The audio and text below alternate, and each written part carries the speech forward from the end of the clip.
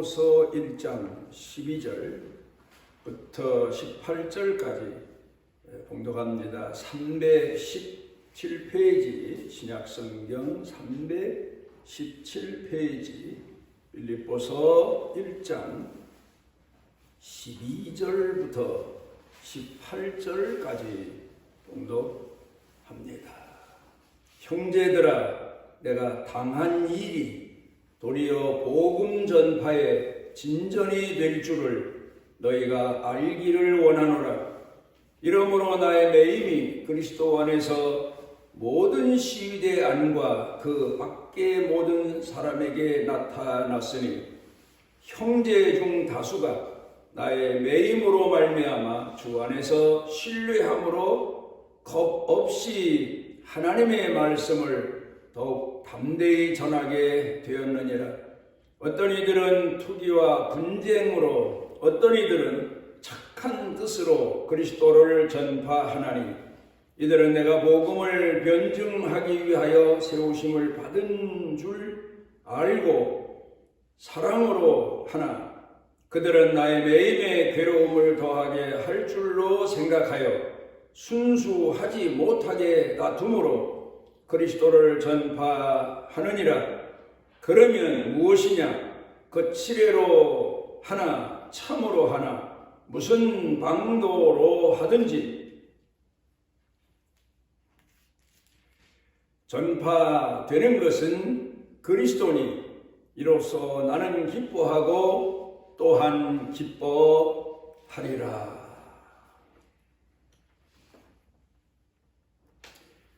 하프타임이라는 영어 단어를 사람들이 여러 가지 의미에서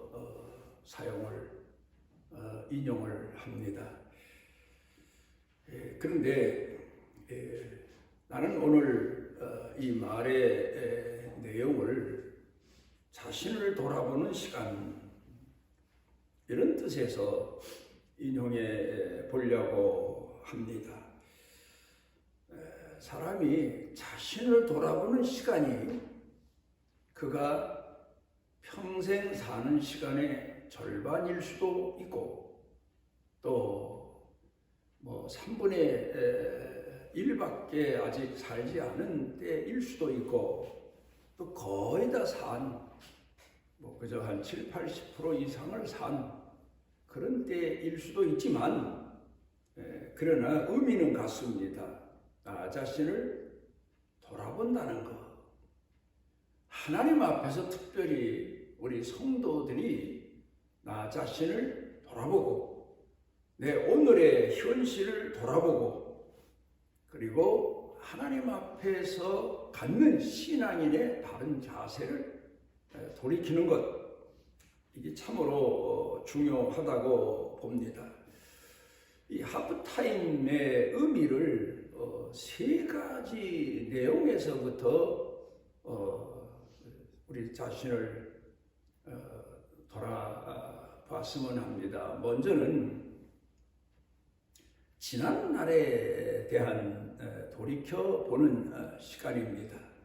지난 날 우리에게는 고통의 날도 있었고 또 기쁨의 날도 있었을 겁니다.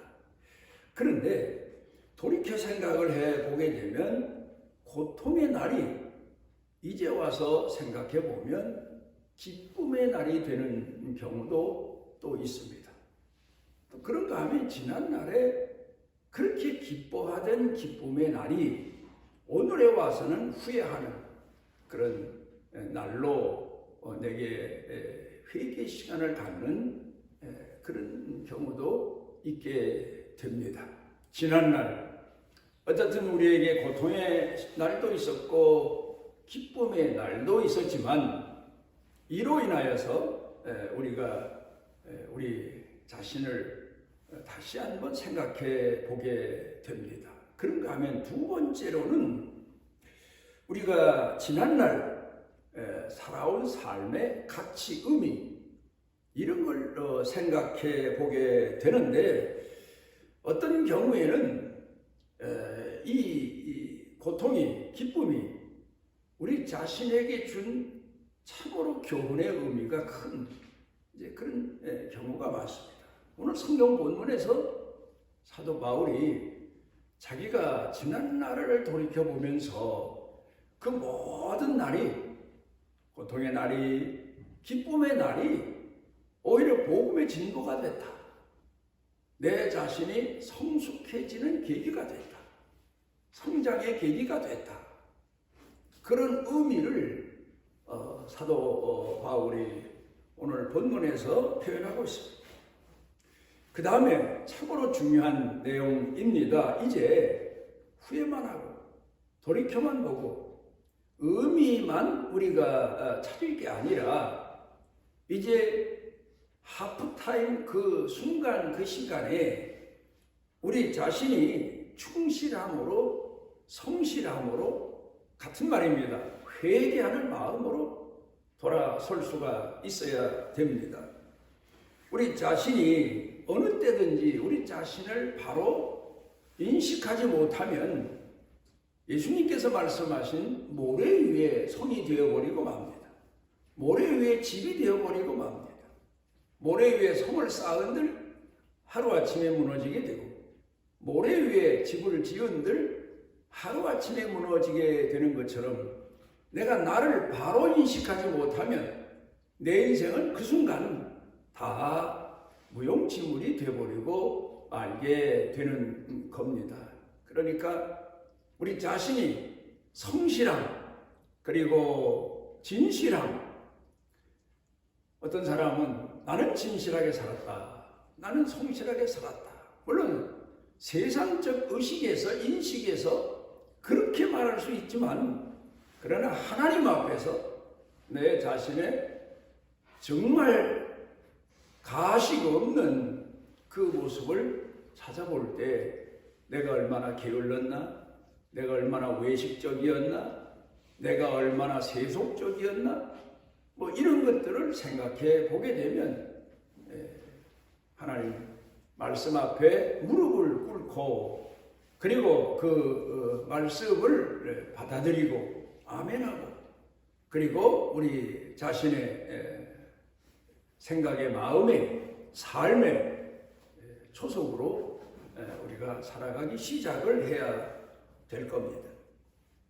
이렇게 사람이 정직하다, 성실하다, 성경은 어떻게 말씀하고 있는가 하면 정말 하나님 앞에서 회개하는 자세와 마음을 가진 그런 순간을 정직하다. 왜냐하면 사람은 다 타락하고 사람은 다 부패했는데 그 사실을 아는 게 정직입니다. 성경이 말하는 정직은, 세상 사람들이 말하는 정직은 나는 양심대로 살았다, 남을 속이지 않았다, 남의 것을 뺏지 않았다, 나는 오히려 남에게 베풀었다, 뭐 이런 일시적인 순간에 자기 모습을 생각하게 되지만 성경에서 말씀하고 있는 정직, 성실은 바로 회개하는 마음, 겸손한 마음, 자기 자신을 인식하는 마음, 나같이 무지몽매한 죄인에게 하나님이 베푸신 은혜,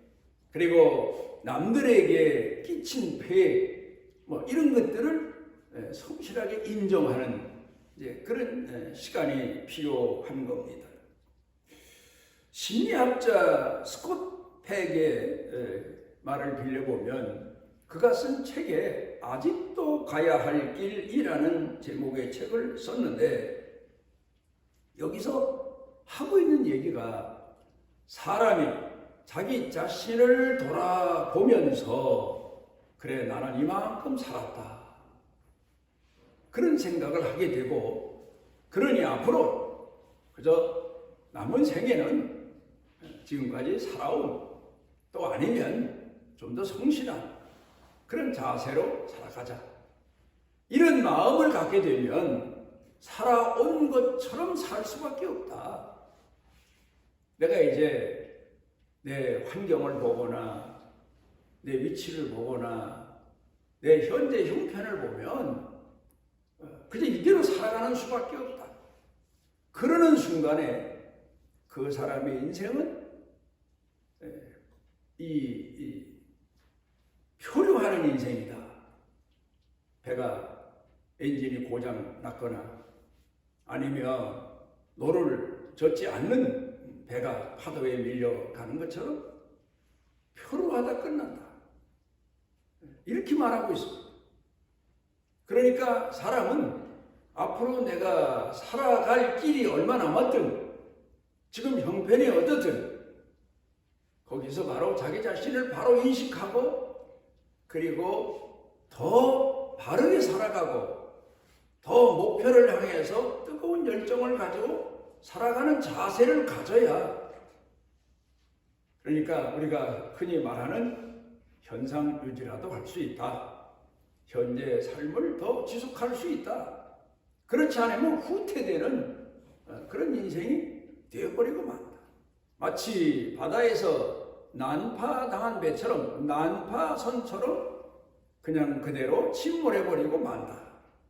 그 의미는 앞으로 남은 생애에 대해서는 경각심을 가지고 깨어있고 그리고 자신을 돌아보고 그렇게 살아야 그 인생이 아름답게 마무리 지을 수 있다. 그렇게 얘기합니다. 그러니까 우리 예수 믿는 사람들은 우리 자신을 돌아보는 순간 돌아보면서 앞으로 내가 살아갈 일에 대한 깨어있는 마음 자세, 회개하는 마음 자세, 철저하게 내가 누군가, 죄인이다, 나 자신 자다. 내가 하나님 앞에 얼마나 많은 은혜를 입었는데 그 은혜를 잊어버렸다. 이런 진실한 고백 그리고 그 자세를 가지고 살아가야 됩니다. 리빙스톤 하면 사회적으로 알려진 책에는 탐험가, 아프리카 탐험가로 알려졌지만 사실 그는 그 우리 기독교에서 그의 삶, 인생을 보게 되면 아프리카에 파견된, 파송된 선지자, 선교사였습니다. 아프리카 사람들을 깨우고 그들에게 복음을 전하고 이 사명을 다하기 위해서 아프리카에 파송된 선교사의 생을 살았고 영국 사람들은 그래서 그에게 복음의 메시지를 들고 아프리카를 찾아간 선지자, 선견자 이런 사람으로 많은 후원회가 조직이 돼서 그의 사역을 도왔습니다. 이제 그가 때가 돼서 나이도 많이 들고 더 이상은 아프리카에 머물러서 복음을 전할 수 없는 때가 됐고 또 몸에 상처도 많이 입었습니다. 어떤 데에는 맹수들에게 뭐 그냥 찢기고 다리도 쩔룩거리고 뭐 여기저기 부러진 데도 있고 하여튼 그래서 더 이상 아프리카에서는 지탱할 수 없다. 나이도 들고 해서 돌아옵니다. 그런데 그 리빙스톤을 후원하던 후원회에서 그를 영접하는 환영회를 주관하게 됐습니다.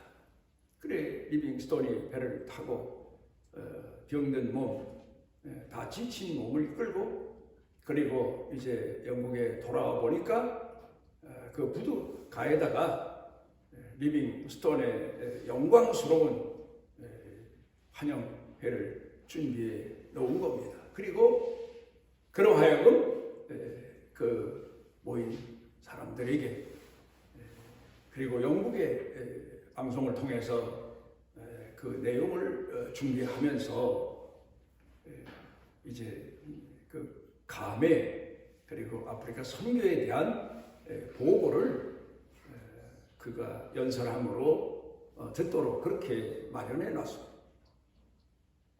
그런데 그가 그 자리에서 한 말이 여러분은 나를 아프리카에 파견된 선교사로서 듣기로는 희생했다. 희생을 각오하고 마다하지 않고 또 그리고 죽도록 헌신하고 그 생애를 산제물로 하나님 앞에 바치고 돌아온 사람이라고 하지만 저한테는 여러분이 앞으로 저를 생각해서 말씀하시는 건 고맙지만 뭐 헌신이, 희생이 이런 단어를 사용하지 말아 주십시오. 저는 하나님 앞에 거기 가서 쓰여진 감격, 쓰여진 은혜가 얼마나 큰지, 그 은혜에 비하면, 그 감격에 비하면, 그 감사에 비하면 내 오늘의 삶은, 내 인생은 여러분에게 이렇게 영광을 받을 만하지 못합니다. 그런 보고를 하는 거예요. 만약에 그때에 리빙스톤이, 제가 아프리카에 가서 설교하면서 이렇게 헌신했습니다. 이런 희생도 당했습니다. 이런 억울함도 당했습니다. 그런 보고를 했으면 마치 그 자리가 우리가 성경에서 읽는 대로 모세가 가나안 땅을 정탐하기 위해서 정탐꾼을 보냈습니다. 그랬더니 10명의 정탐꾼은 와서 우리는 가나안 땅을, 여리고성을 정복할 수 없다는 절망적인 보고를 하므로 군중들이 모두 다 낙담이 돼서 통곡하는 그런 장소가 되어버리고 만 것처럼, 리빙스톤이 믿음의 보고를 하지 않았으면, 그가 또 깊은 믿음을 경험하고 체험하고 간직하지 않았으면 그 자리는 통곡의 자리가 될 뻔했습니다. 불평과 원망의 자리가 될 뻔했습니다. 우리가 그렇게 기도하며 그렇게 후원한 리빙스톤이 저렇게 되도록 하나님은 뭘 하셨나? 뭐 이런 불평도 나올 수 있었을 겁니다. 그런데 리빙스톤은 그런 걸 염려해서가 아닙니다. 진실한 마음에서 자기를 돌이켜보며 배를 타고 영국으로 돌아오며 많은 시간을, 자기 자신을 돌아보는 시간을 가졌을 겁니다. 그러면서 모든 일이, 고통도 그 안에 담겨진 감사를 깨닫고, 또 거기 가서 사는 동안에, 리빙스톤 선교 기간 동안에 모함도 당했습니다. 본국에서. 그런 여러 가지 사건들을 돌이켜보며 그가 겪어야 했던 고난, 고통보다는 거기 담겨진 하나님의 깊은 은혜와 섭리를 깨닫고 믿음의 보고를 합니다. 여호수아와 갈렙처럼. 그래서 그 자리가 기쁨의 장소요, 하나님께 영광 돌리는 장소요, 감사와 감격의 자리가 됐다. 이런 이야기가 전해져 오고 있습니다. 예수님께서 비유를 들어 말씀하신 내용 가운데에 이런 내용이 있죠. 어떤 사람이, 보화를 찾는 사람이 찾아다니다가 밭에 감추어진 보화를 발견합니다. 땅속에 묻어둔 보화를 발견합니다. 그리고 너무 좋아서 달려가서 자기 모든 소유를 다 팔아서 그 보화를 샀다. 깊은 말씀입니다.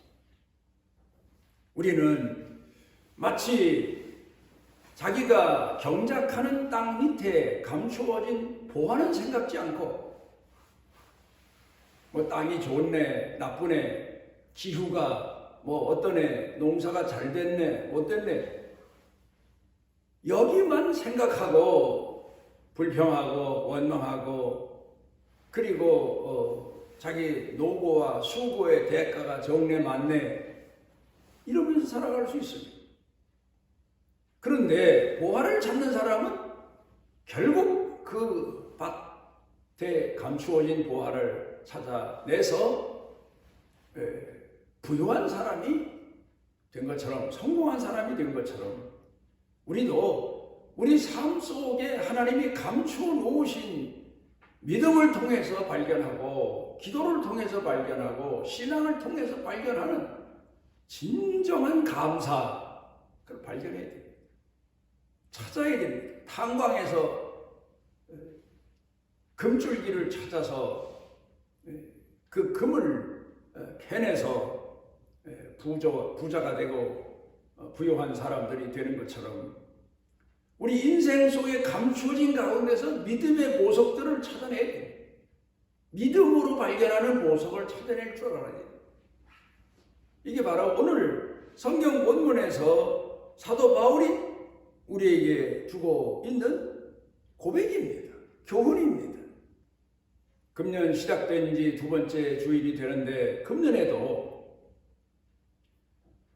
우리 현재 인생을 사는 현재의 모습만 보고 낙담하고 원망하고 불평할 게 아니라 내 인생 속에 감추어 놓으신 하나님께서 감추어 놓으신 믿음의 보화들, 감사, 그리고 감격, 은총, 긍휼, 사랑 이런 것들을 캐내고 발견하고 감사할 줄 알아야 돼요. 어떤 사람이 상담하러 찾아와서 하도 불평을 하니까 다 듣고 난 다음에 종이 한 장과 연필 하나를 내밀면서 그래도 당신 인생에 찾아보면 감사한 내용이 있을 겁니다. 10가지만 적어보십시오. 그리고 시간을 줬습니다. 기회를 줬습니다. 그랬더니 이 사람이 한참 내 인생에는 감사도 없고요. 사랑이라는 게 없죠. 뭐 은혜라는 게 있을 수 있겠습니까? 이렇게 살아온 나에게 그러더니 한참 만졌더니 하나씩 적더래요. 생각이 나는 거죠. 10가지 적어놓더래요. 그리고 가지고 왔더래요. 그래서 그 사람에게 보십시오. 이 얼마나 감사한 일입니까? 그랬더니 이 사람이 그렇군요. 제가 그걸 몰랐습니다. 그저 감정에 사로잡혀서 현실만 보고 하나님이 나를 버리셨다 이런 생각을 했는데 찾아보니까 따져보니까 깊이 생각해보니까 이런 감사가 있네요. 저도 몰랐습니다. 그리고 돌아갔다는 이야기가 있습니다. 찾아내야 됩니다. 발견해야 됩니다. 그걸 말씀을 통해서 우리가 땅에 있는 보화를 뭘로 캐냅니까? 연장을 통해서 캐야 되잖아요. 그런 것처럼 말씀을 통해서 기도를 통해서 그러니까 말씀과 기도, 찬송 이런 도구는 우리 인생 속에 감추어진 감사와 감격, 은혜를 캐내는 도구입니다. 그리고 거기서 감사를 깨닫고 믿음을 유지하게 되고 여호수아, 갈렙, 리빙스톤처럼 마지막에 사람들 앞에 고백할 때 사람들 앞에서 보고할 때에는 참으로 하나님이 내게 은혜 베푸셨습니다. 참으로 하나님이 내게 긍휼 베푸셨습니다. 목회 일생을 바쳐 한 이 은퇴한 목사님들 이런 분들을 만나보면 두 종류더라고요. 내 목회하는 동안에는 누가 속썩이고 누가 걸림돌이 되고 누가 십자가였고 앉으면 그저 세상 원망하고 불평하고 그런 분들이 있는가 하면 그런 속에서 아무 소리 안 하고 앉아있어요. 그러다가 목사님은 어땠습니까? 나 같은 죄인에게 하나님께서 이렇게 은혜 베푸셨는데 감사할 뿐이죠. 자기 자신의 삶의 보화를 발견한 은총을 발견한 사람의 고백입니다. 아브라함 링컨 하면 우리는 미국에서뿐만 아니라 전 세계적으로 기독교인들이 존경해 맞이하는 그런 지도자입니다. 그런데 이분은 초등학교 2학년밖에 학교 다닌 적은 없습니다. 다 독학으로 공부한 분입니다. 그리고 변호사 자격까지 얻은 그런 분이지만 누군가 권고해서 정계에 이제 입문을 했는데 15번이나 작은 선거, 큰 선거 15번이나 이분이 낙선을 한 경험을 가지고 있어요. 그런 동안에 그가 겪어야 했던 고난의 생과 어려움이 얼마나 많았겠습니까? 그런데 하나님의 은혜로 끝에 가서는 미국 16대 대통령 선거에서 당선이 된 겁니다. 그때 어떤 사람이 찾아가서 물어봤습니다. 대통령 당선인께서는 우리가 알기로 그렇게 많은 순환과 역경의 생을 사시다가 이제 대통령에 당선되셨는데 어떻습니까? 그 많은 실패, 그 많은 고통을 겪은 과거가 어땠습니까? 과거에 대해서 물어봅니다. 그랬더니 그가 대답하기를 나는 그때마다 배웠습니다. 그때마다 깨달았습니다. 그때마다 하나님의 은혜를 발견했습니다. 그리고 오늘에 이르렀습니다. 하나님의 은혜, 하나님의 은총을 깨달은 그 믿음을 가지고 대통령 이제 당선되고 대통령이 돼서 나라를 통치했기 때문에 그 믿음으로 그 신앙으로 나라를 통치했기 때문에 그가 미국에서 지금까지도 최고의 대통령 또 세계적으로 기독교인들에게 많은 교훈을 전해주는 그런 분의 생을 살고 도움을 줄 수 있었던 겁니다. 이제 오늘 성경 본문으로 돌아가 봅니다. 사도 바울은 지금 로마 감옥에 갇혀 있으면서 각 곳에 흩어져 본인이 전도해서 세운 교회들도 있고 그렇지 않고 그저 성도들이 모인 그런 교회 또 제자들이 나가서 복음 전해서 세워진 교회 또 그런가 하면 제자들 이런 사람들에게 편지를 써서 보냅니다.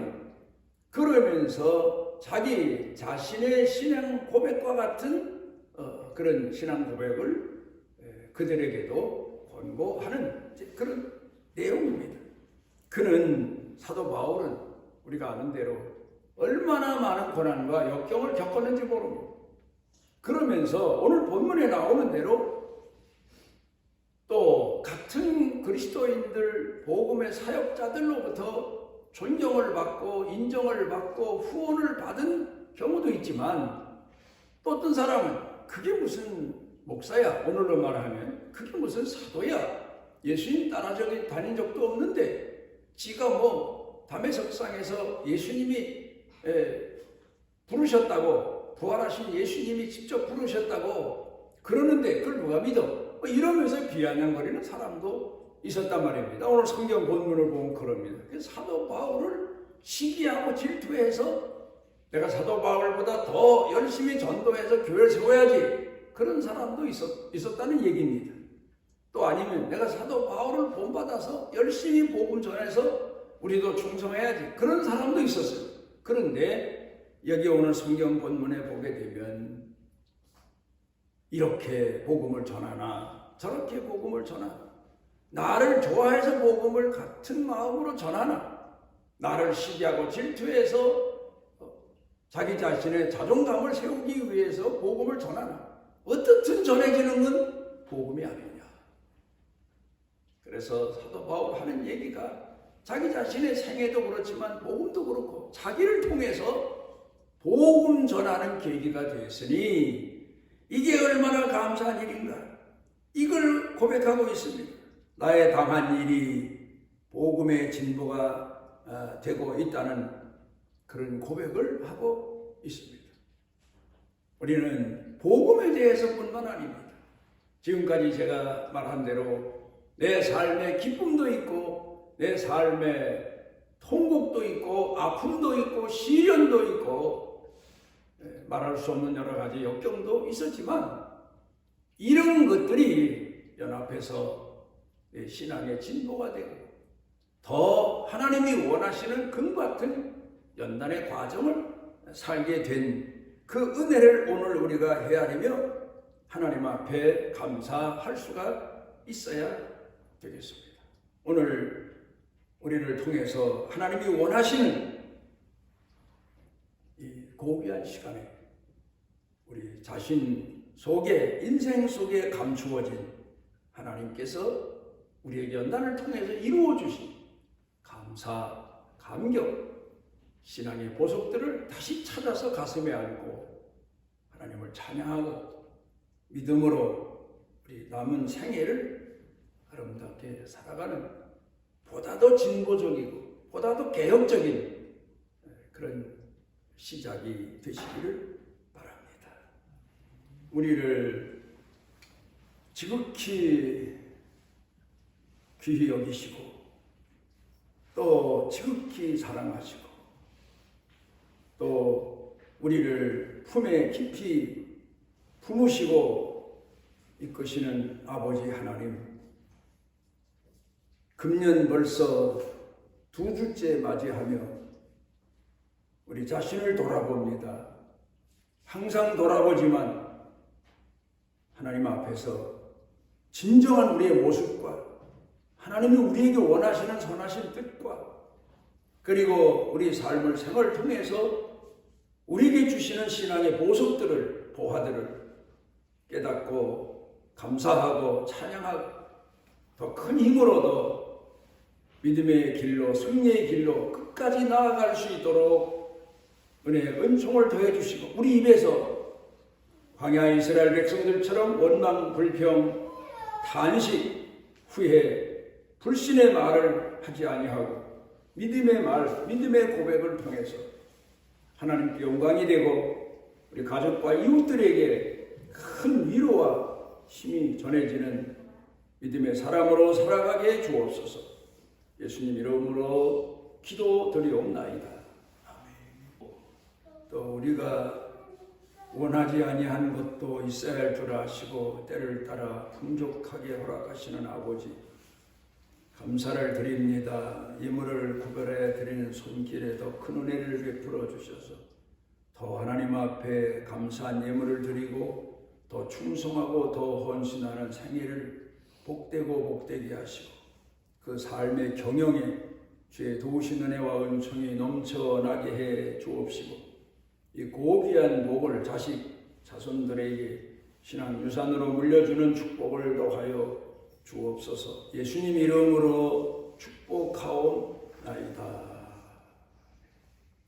그가 찔림을 받음으로 우리가 마음을 입었고 그가 채찍에 맞음으로 우리가 주 앞에 서게 된 은혜를 헤아립니다. 주님 기도하옵는 것은 우리가 고난과 역경 중에 하나님이 우리에게 주시는 큰 은혜를 더 깊이 헤아리고 더 감사와 감격으로 응답하고 하나님이 우리에게 주시는 은총을 가슴에 담고 살아가 위로받고 치료받고 믿음의 길로 굳건히 설 수 있는 은혜와 은총을 더하여 주옵소서. 예수님 이름으로 치료하옵나이다.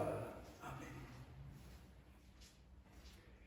이스라엘의 하나님 여호와께서 그 날개 아래 보호를 받으러 온 내게 온전한 상 주시기를 원하노라.